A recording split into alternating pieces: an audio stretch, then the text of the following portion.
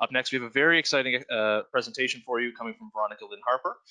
Veronica has 15 years of experience in art and technology, from practical to digital pipelines in games, fashion, and the live events industry. Hey guys, and thank you. So I'm currently traveling down from Seattle to Southern California for Lightning in a Bottle Music and Arts Festival near Santa Barbara area.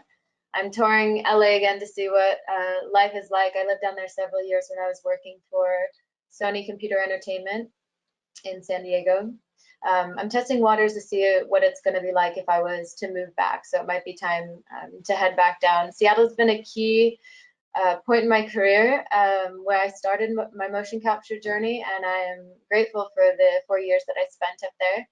Currently, I'm art directing on a Metaverse project built in Unreal Engine 5, where players can build, buy land, assets, NFTs, as well as virtual concerts. We're partnered with celebrities and various NFT artists, such as the J-Punks, who did a session earlier today on the webinar, chatting with you guys. And I'm super stoked to be working with Network's team alongside very talented and collaborative remote crew, bringing together fresh imagery for the metaverse industry.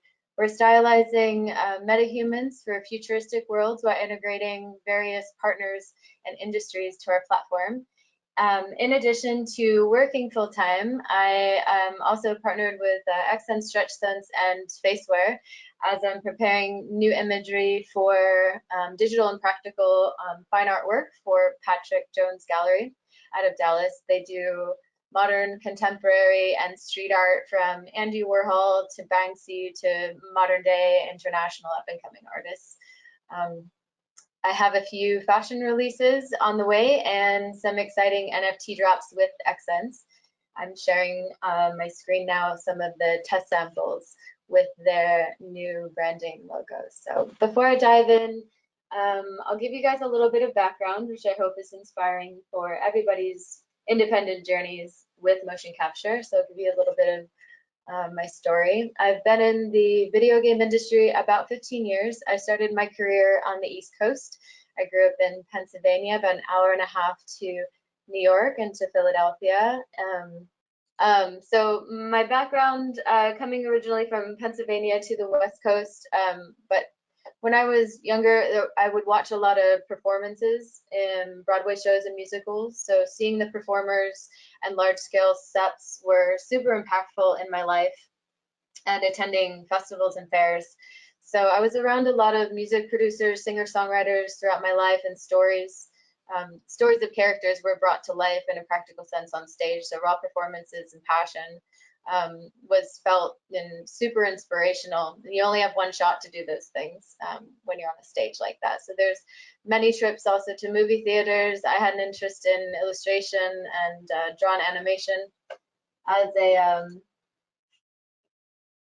As a child, we got to go out to Disney World, to Florida, to MGM Studios. So that was the first time in my life I was able to experience professional artists behind the scenes working on large productions. So at MGM, they had a glass bridge that you could walk around and see everyone working live. So those experiences as a kid through tech, story, stage performance, and art really fueled my passion and interest to working in the game industry. So, and then my career started off right after college in 2005. We completed projects for Ottawa International Film Festival, Nickelodeon, NBC, and I relocated to Southern California to work for Sony and sister studios of the company. Following Sony, I worked for Electronic Arts, various boutique studios and avatar systems for the Wii, PlayStation, Xbox. I was a modeler and a texture artist for characters. I also assisted props environment teams, and in addition, managed outsourcing, research, and visual development. And later years was management and art direction. In recent years, I have done a lot of pipeline architecture and team health. While at Sony, we had a really big motion capture gym camera system, so I was able to experience some of the celebrities and sports athletes coming in often for projects. So I had my eye and interest in animation when the time came to be able to play with some of that tech. So watching that evolve over the years has been super fascinating and has always kept my interest. While balancing studio work, I also created networking mini social events down the coast of Southern California around the years of 2008 for industry professionals at Disney, Blizzard, Sony, and several others. I hosted several theme art events that were at this rad little pizza place near Petco Park in San Diego. We had a massive art wall, and DJs, dancers, and artists came down. They were sharing personal work. So it was a good way to meet artists from different studios. I then took people on tour to Blizzard, Blur, Nickelodeon, and Disney. So we got to sneak in and check out what they're working on for Big Hero 6, Frozen, Moana, and Zootopia was the last one that I took people on a tour. So, and then mixing performance and personal art. While I was in California, I also attended a lot of rap parties for and conventions such as GDC, SIGGRAPH, and E3. So a memorable one was going to Blur Studios, their cinematic and commercial studio that had a rap party at Henry Fonda Music House in Los Angeles. And the Glitch Mob, which is EDM producers alongside a Lucent Dossier company, they did a stage performance. So it was the first time I got to see like my industry professional friends and then live production performance showcase. And I was like, guys, there's something new that's happening here. So I ended up following future productions of the dancers to Lightning in a Bottle, which is where I'm headed this week to check out what they're doing now on stages and with tech. So what I was out there when this was like grassroots of only a few thousand people, and now it's up to about 30,000. So just watching the progression of that over the years, it's been pretty impressive. One of my favorite experiences performing live on a stage and painting live was Envision Festival 2015. Amanda Sage was on the right side, I was on the left, and Android Jones was in the crow's nest doing digital art. So even though I'm not yet performing digitally, I went through that experience with traditional art and then soon to bring in my digital characters to stages. And then for professional work in the animation industry, we did a demo at SIGGRAPH in 2019. My tech partner CJ and I came up with a triggerable button system that allowed the actors to drive effects live. I can pull that up for you guys. This was our demo for SIGGRAPH. So the actors were able to, I was able to call up and pull effects while moving and dancing. It was a triggerable button system on my costuming that we made. So this was the first motion capture suit we put together for SIGGRAPH. In recent years, I wanted to explore motion capture more, but in a way that wasn't restricting me to camera systems. I wanted to have freedom and fast setup to be able to take it on the road. So I researched other options for motion capture and found Xsens. I use my LinkedIn often as recruiters have moved me around for my career. So it's really comfortable reaching out to people and connecting on there. So I added a bunch of texts from Xsens, started talking to them about testing, doing some samples, and I fell in love with the gear. So after those sessions and meeting with them, I also had a break from working in industry. So I did 11 years straight, and I took a break and started studying some visual art. I'll pull up some of this stuff, some of the samples here. So after 11 years, I took a break, and during that time, I created some visual art while listening to musical tracks, various genres of music. And the imagery that I created was a flow state mindset. When developing art, when you're not thinking and you're in that headspace, it's free flowing and free form. So I can thank the Southern California surfers for that lesson and taking the time out when I lived down there to feel the water and understand the motion is something that was truly amazing. And to thank the skateboarders for teaching me to commit and to ride it out, because a lot of the times with art, you need to just freestyle and let it move. So taking those life experiences and applying them to visual art was something that I took a little bit of a break and some time for before revisiting 3D again. So making these patterns were to various different music tracks. As an example, some of these pieces were to Closey set at Envision. So depending on the style of music that I'm listening to, the patterns would be a different look, whether it's deep house, pop, psytrance, or future bass. And then the patterns held something deeper. They were a visual representation of the sound through my expression. And after creating dozens of patterns out of just pure study, I started considering ways that these could be used in industry profession, right? So for video games, practical art, fashion. I started with fashion because I think that's the easiest way to showcase your art. So putting your artwork on bodies and getting to feel and understand people's reactions to that imagery. So I started to work different production lines of hiring sewists and doing test samples. And what I was realizing with putting my art on clothing, you get feedback, and sometimes it's good feedback and sometimes not, but it was nice after so many years of being an artist to gain feedback where somebody was feeling something from the work. So I thought I had something unique to kind of share. So friends and I were realizing we were getting stopped while we were outside of the house and being asked where we got our garments. And I then started to ask people like what genres of music they were interested in, to gain data if there was like a felt connection between the artwork and the music, and formulating groupings of people of interest based on patterns. So over the years, people have called me a modern day Rorschach, and relating to the ink blots and psychology tests. So I then took the images and started to get them into more of a digital realm, back into my video game background. So over the years, I started digitizing them and putting them on different models and looks. So grab, I can just replay this.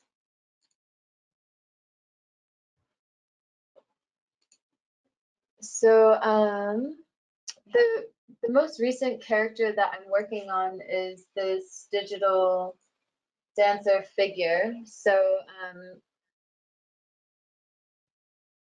I now have like the story data, a visual direction that I want to use with the patterns. And I started to reach out to different grants. I won a grant in Seattle for an AR exhibit for above Bellevue Park.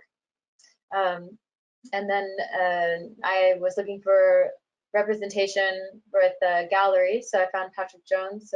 And I'm starting to begin to get international press and tech and magazines, and working full-time as an art director in a Metaverse team. So my pipeline has been Maya, ZBrush, Adobe, and Unreal Engine for software. So this is kind of just a quick overview of how animation is in my life and a little bit of history and background. So I'm open to questions. I can dive a little bit deeper into whatever anyone's interested in chatting about. So.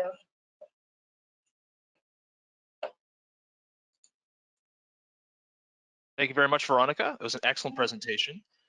We do have some questions here from the chat, so I'm going to grab a few of those here. Let me just unlock my pane. First question that we have here, could your fashion be transformed into digital NFTs, and how do you see that kind of evolving a little bit from your perspective?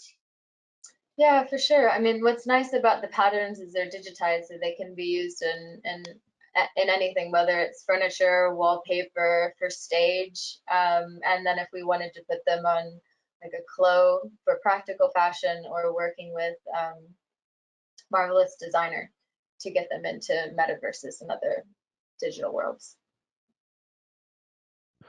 Could you talk a little bit about the process that you go through creatively when you are thinking up these new characters, you're thinking up these new patterns, these new ways to represent yourself and express yourself in the digital world? Can you talk a little bit about the creative process behind that?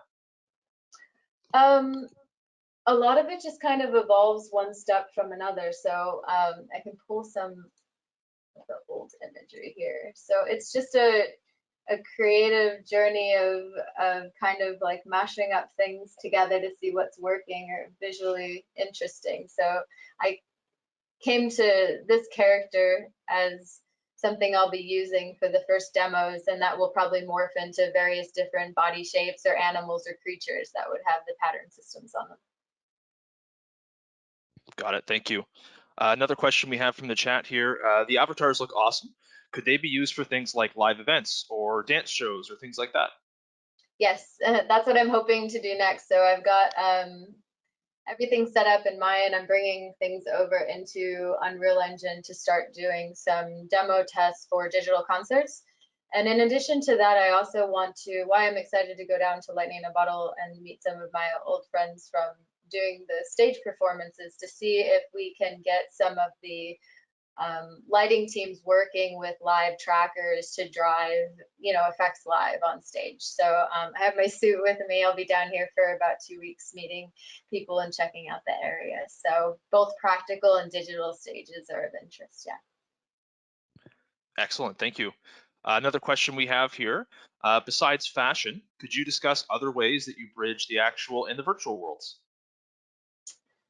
Just like the kind of wraps into the last comment, was getting into stage performance. Got it, going into the stage performance, thank you. Yeah. All right, we've got another one here.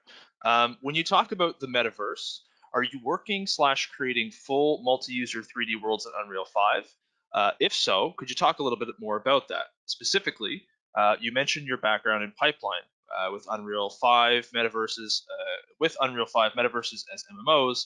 The server infrastructure might be a significant challenge. Do you have any thoughts on how to address that? So I work full time with Networks. They can check out all the white paper. We're updating a new one, so all that information they can read up on. But I'm super stoked with the platform. I mean, I'm handling the visuals with the team, so it's going to be kind of a futuristic mashup, and we're working with lots of different types of brands. So more of that tech, all those tech answers, they can check out the white paper. There's a new one coming out soon. Awesome. When could they look forward to that white paper?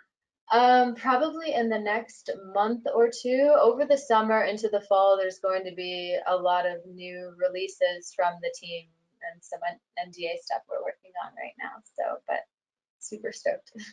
Awesome. Thank you very much. We've got Related another question here. Could we share the link to that white paper? Is that available?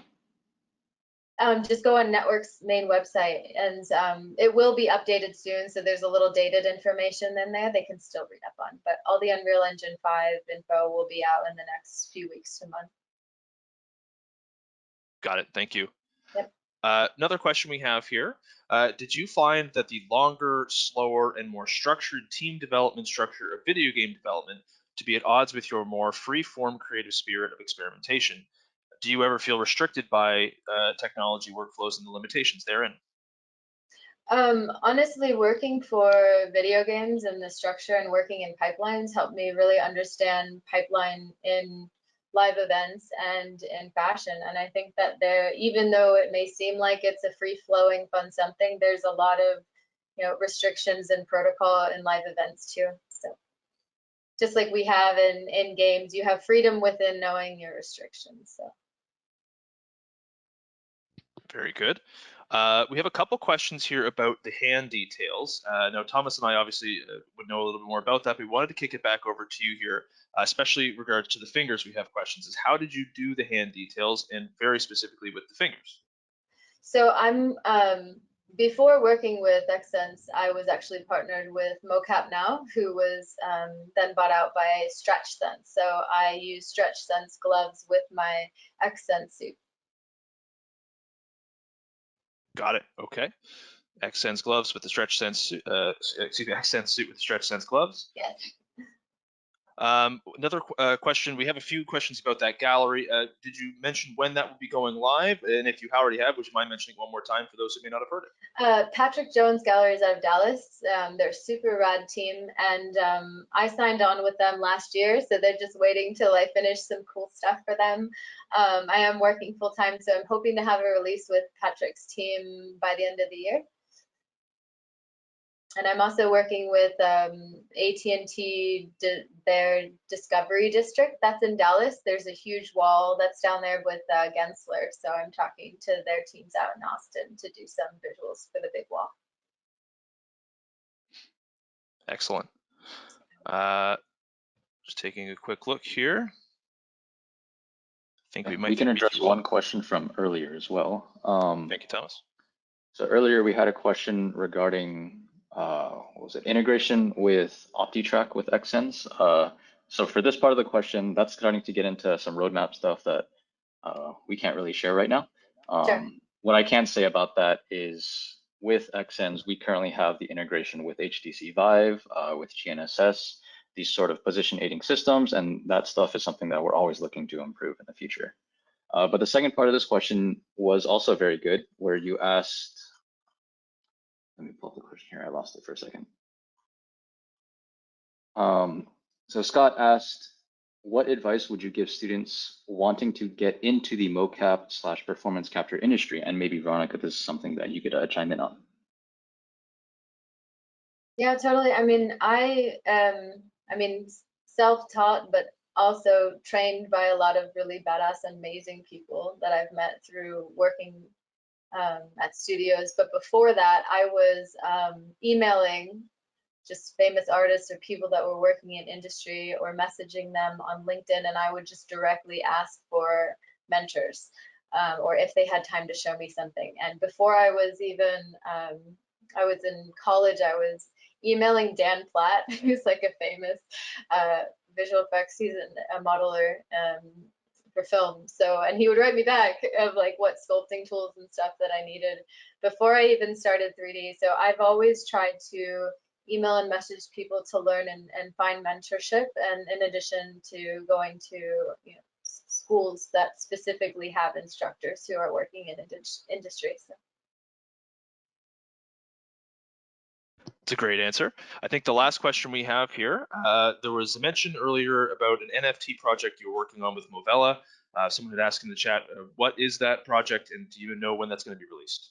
It's super top secret, and I don't know when they're going to release it, but I'm gifting NFTs to the Movella Xsens team for different charities and projects for the releases using the dancer, and we're going to be overlaying their logos, and I'll have some cool effects happening in Unreal Engine for them.